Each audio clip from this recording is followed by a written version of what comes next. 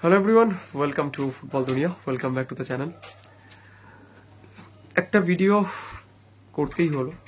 একটু আগেই আমি লাইভটা করলাম, সেখানে এই একটা বিশাল বড় একটা অনগোয়িং যে কন্ট্রোভার্সি চলছে সৌদি আরবে ইস্ট বেঙ্গল রিলেটেড, সেখানে বললাম যে এখানে আমার কোনো বক্তব্য নেই, এখানে আমি কিছু মানে বলতে চাই না। তো যাই হোক, একের পর এক মেসেজ, একের পর এক জিজ্ঞেস সেটা করতেই পারেন, সেটা নিয়ে কোনো সমস্যা নেই।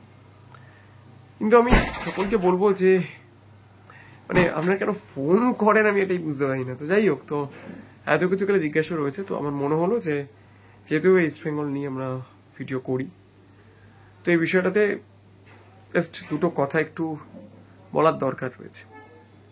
প্রথমত, এখানে কোন চ্যানেলের সঙ্গে আমার কি সম্পর্ক আছে, কে কি বলে না বলে আমাদের নামে বা আমার নামে, আমি সেই ব্যাপারে যাচ্ছি না। সেগুলো সব সাইডে রেখে প্রথমত এই সৌদি আরবে থংবয় সিং টুর যাওয়া নিয়ে যে কন্ট্রোভার্সিটা হচ্ছে, আমি একটা কথা বলবো, এখানে কিন্তু মানে খুব একটা ভুল কিন্তু কেউই বলেনি। কালকের যে চ্যানেলের কথা আপনারা বলছেন, সেই চ্যানেল লাইভটা আমি দেখিনি, কারণ আপনারা অনেকেই জানেন যে কালকের আমার একটা ইনভিটেশন ছিল প্রসেনদার বাড়িতে। তো আমার আসতে একটা রাত হলো, তো সকাল থেকে এই ব্যাপারে অনেকে আমার কাছে জিজ্ঞাসা করেছিলেন, এবং সত্যি কথা বলতে গেলে আমি বিষয়টা জানতাম না। যেটা জানি না সেটা তো মানে বলে তো লাভ নেই, সেটা আমি জানতাম, মিথ্যে কথা বলার কোনো জায়গা নেই। তো পরবর্তীকালে আমি খোঁজ টোজ নিলাম এবং নিয়ে আপনাদেরকে আমি এইটুকু আশ্বস্ত করতে পারি যে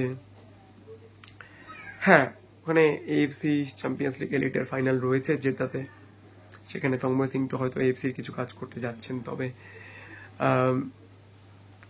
কোনো প্লেয়ারের এজেন্টের সঙ্গে কোনো কথাবার্তা বলবেন না, এইটা ঠিক নয় বলেই আমার মনে হয়। সেখানে অবশ্যই কিছু ব্যাপার তো আছে বলেই খবর আমার কাছে আছে, ব্যাস আমি এইটুকুই বলতে পারি।